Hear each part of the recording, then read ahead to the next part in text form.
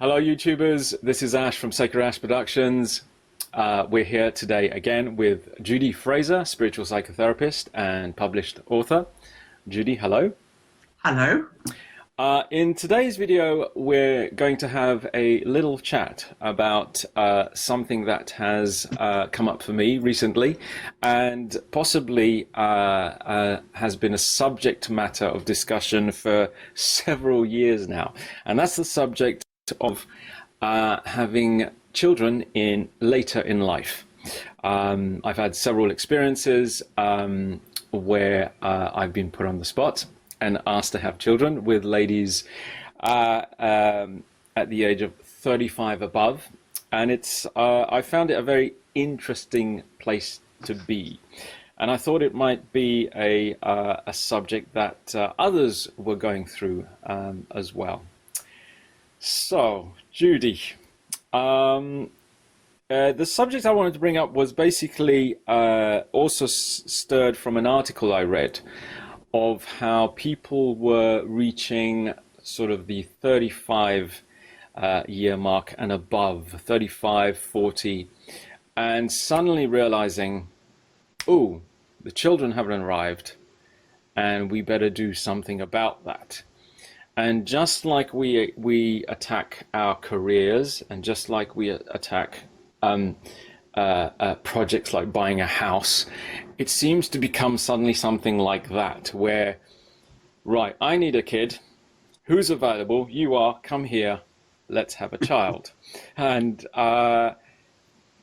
I've been in that situation several times, and it's not necessarily me who's instigated wanting to have a child, but it's certainly been the partner at the time, and it seemed like a very pressurized thing to be doing, and not necessarily stemming out of a natural flow of love or a natural flow of thinking, well, I am in an abundant state and a relaxed state, and now I want to share this with offspring, and I want something to give to this being and help another being come into this world. It seems more of this is a need in me, and I need to fulfill this need, and almost that I need something in my life for the next 20 years.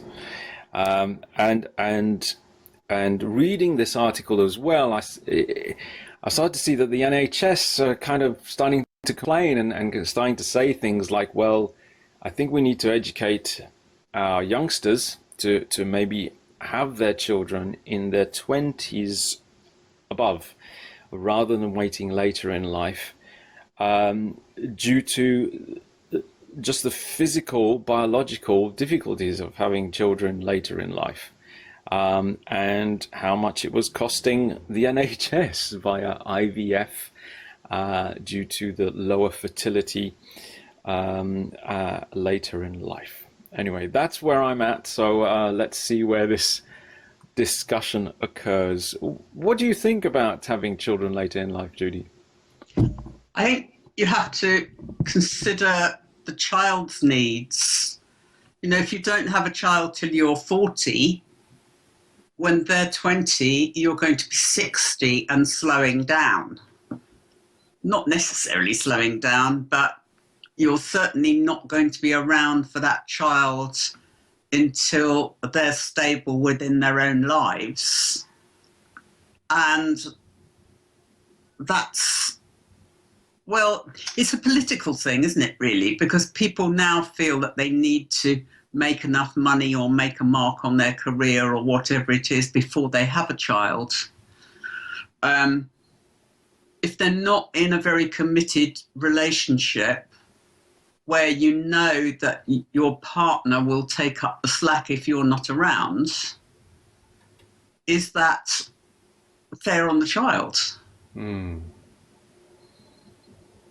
You know, it's a catch-22, isn't it, really?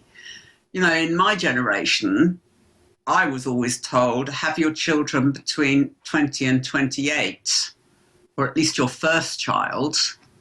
Now people are waiting till they're 40 to have their first child.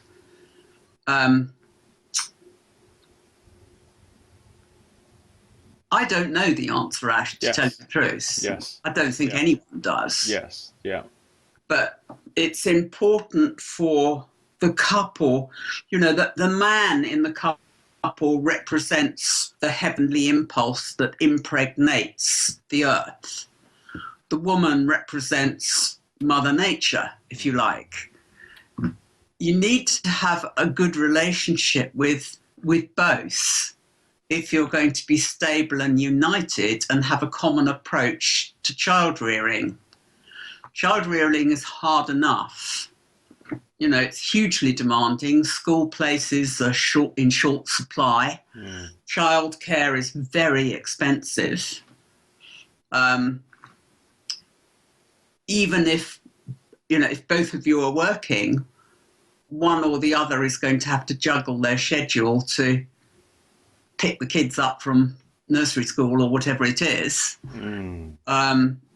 It'll have to be the one with the biggest income who carries on working full time. So it's a big juggling experience, which puts a huge strain even on a stable relationship. Yes. Yeah. So if you're not in a long-term stable relationship, then is that stress too much for people to cope with? Yeah. I think what I'm feeling, that's the message that's coming across, is that it is okay to take a conscious decision and look at this, rather than, so say one of the partners really wants to have a child and another partner is looking at it very consciously and going, well, I don't think it's very practical. It doesn't mean I don't love you. It just means this doesn't look like a good idea right now. And I think, not being a woman myself, of course, I don't have that urge or understanding of what it feels like to think that, I'm not going to experience motherhood, or I'm not going to be pregnant naturally or give birth naturally, and all of that. So I don't have that necessarily that reference point, but at the same time, I do have an ability to think about the child, about what the future is going to hold once the child is born, and so I think this is also this video is also for guys who do make the decision and say, hey, I don't think this is a good idea. Do not then feel guilty as if it's such a bad thing that they've done and they haven't stepped up. Because I remember one of the ladies said to me, well, yes, I'll find someone who will rise up to the challenge. And I thought, well, what if the guy just doesn't want to? I think that's okay too. There's no challenge to be rising up to anyway. Well, you also have to think that, are you in a fit state to produce a child? Are you doing it for yourself? Or are you doing it to enable a soul entry into the world? Right. If you're doing it to enable a soul entry into the world, then it will happen. Right. Got you. Whether you want it to or not. Exactly. Yeah. Yeah. Lots of people, use every means of birth control known to man. Right. But they still conceive in spite of it. Yes. So I think that you have to think carefully. Are you stage managing this process, or is it a happening event? Yes. If you are stage managing it, is it a lack in you? Right. People think, oh, I think I'll have a child now and I'll be looked after in my old age. No. Yeah. Because by that time, the child will be grown and probably have a family of their own. Exactly, and fly. Yeah. Yes, exactly. Yeah. And because we don't all live very close together these days, they're not going to drop everything and come and look after you if you need it. You'll have to take responsibility for yourself and make alternative arrangements. Yeah. We're living in a changing world. Yeah. And it's time we took time to ponder that world and see where we and our children might fit.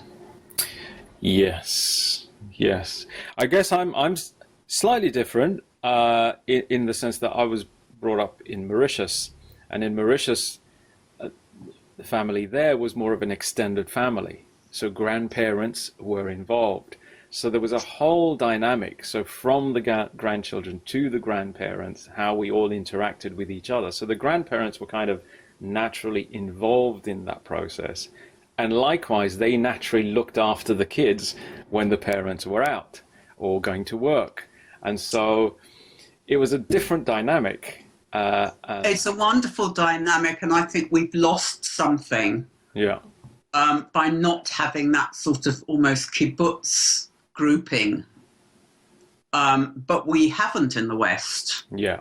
Yeah. We have got, we introduced the nuclear family, and that brings problems in its wake. Yeah. Because there aren't always other people to come and take up the slack if someone's unwell or has to go on a work trip or whatever it is. So it's a very almost secular society we live in now. Yeah. Yeah. So unless you are able to have flexibility between partners, or you're earning really good money and can employ someone, what's going to happen to the child? Yeah. Yeah. I mean, I just want to add to the viewers there that we're not against having children, okay? We're very pro, because if it's going to happen, it's going to happen. How many children do you have, Judy? I have 4. 4, okay. So all grown up now. Lovely, yeah. With families of their own. So you're definitely speaking from experience. Been there, done that. Yeah, that's right. So I think what we're really trying to address is, if you are going to have children later in life, then to perhaps look at the physical issues, biological issues, your health, what that means, what your future health is going to look like. Are both parents going to be around? The financial implications, the set and setting for this child. I think we're talking about a conscious decision, aren't we? Awareness, bringing real awareness. Ideally, yes. Yeah. I mean, you have 2 phenomena, don't you? It either happens completely naturally. Naturally, okay. In which case, you've just got to cope with the consequences. Yeah. If it doesn't happen naturally, how unnaturally do you want to go? Got you. Is life trying to tell you something? Yes. Yeah.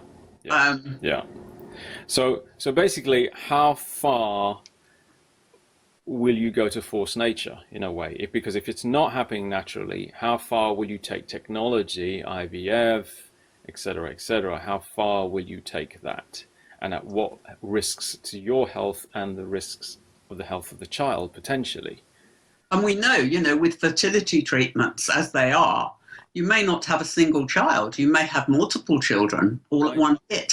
Right, wow, okay. Are you willing to take the consequences of your actions? Yeah, could be a bit of a lottery win there.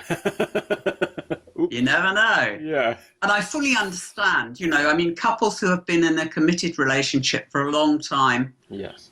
And have been unable to conceive. Yeah. That's a bit different, because it's a known quantity. They have a foundation to their lives that is already present. Yes. Yeah. But, do you want to go the fertility route, or do you want to take in thousands of kids who need homes? Ah, okay. So adoption. Or foster care, or foster care, yeah. Another route. So therefore, even if you don't have children naturally, but then you suddenly find yourself later in life in a position to be able to give, to be able to create a home and a parenthood, essentially, whether you're male or female, then you don't have to feel guilty that you haven't done it naturally. You don't have to feel lesser than. You can still find another way to offer those gifts to a child, because there are plenty of children in the world who need it. Absolutely. Yeah. Absolutely. So, are you doing it for the sake of the child, or are you doing it for your own purposes? Yeah. And yes, whatever you do, there's going to be problems. Right. Okay. There always are. But there are alternative ways. Right. Yeah. And we know that there are hundreds and thousands of children in need of homes. Okay. Yes. Yeah. So that's definitely a viable option then, in that case. Yeah. Okay. Well, I think at this point, all we can do is wish anyone who is planning to have children later in life the very best of luck. I don't think it matters what age they are. They're still going to need stamina, fortitude, and love. And lots of love. Yeah, lots of love. Judy, once again, thank you very much. Thank you for asking me back. Thank you. YouTubers, Bye-bye. Until the next time. Bye-bye.